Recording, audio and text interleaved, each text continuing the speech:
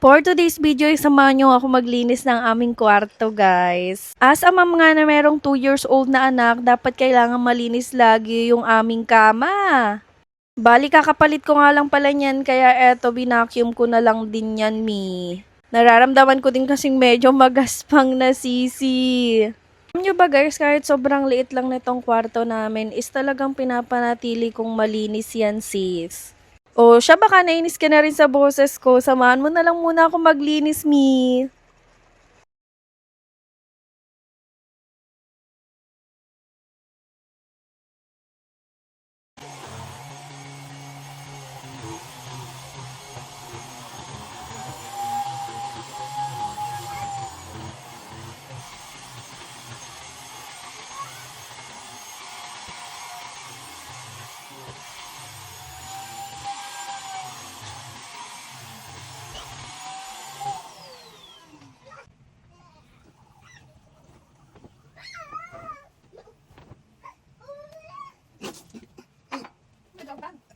Tingnan mo sa yung kanin sa ating. Pantay sa kanin. Bakit?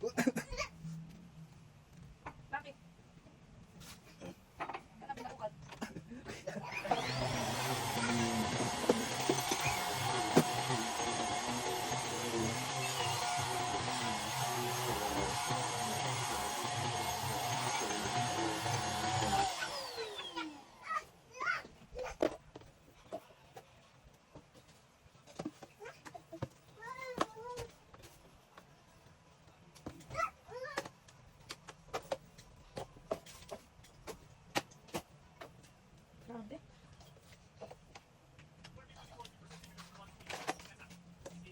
Ate, pinapay ka sa akin. Nakabigay ko lang dyan.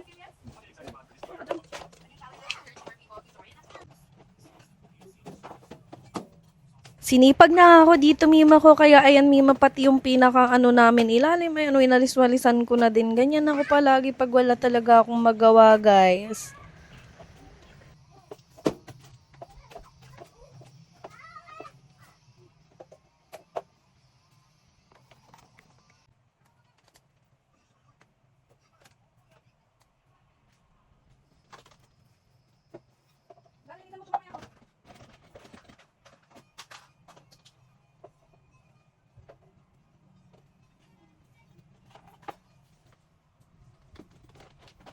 Sa dami kong tinitinda dyan, guys. Tignan nyo naman yung upuan ko. Is natabunan na talaga ng mga paninda ko. Nagtitiktok affiliating kasi ako, Mima.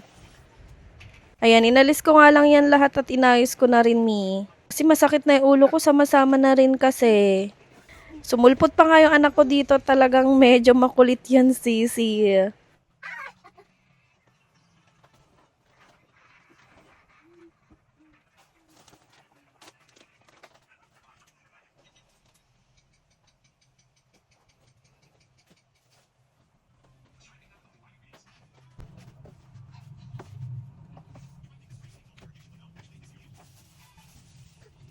At eto nga, malapit na tayo sa katotohanan at finally, ay, matatapos rin sa wakas.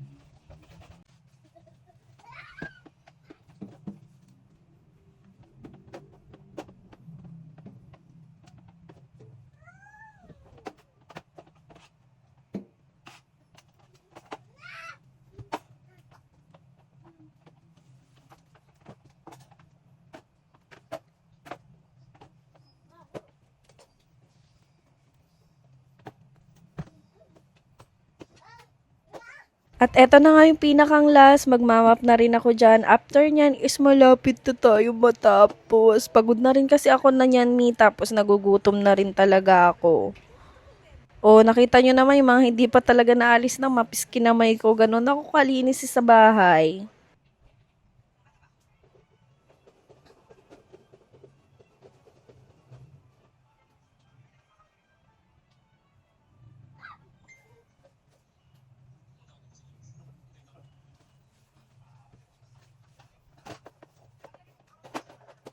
Baka nagandahan ka din sa bedsheet ko. By the way, set na yan, ha? Meron ka ng 2 punda, ayan, may bedsheet ka na, may comforter ka pa. At finally, natapos na nga rin ako. If nabetan mo nga rin tong Kobre Kama ko, ilaiwan ko na lang din yung link niyan para maka-check out ka. Ang ganda niyan, sis. Tingnan mo ang linis na. Finally, yun lang. Bye!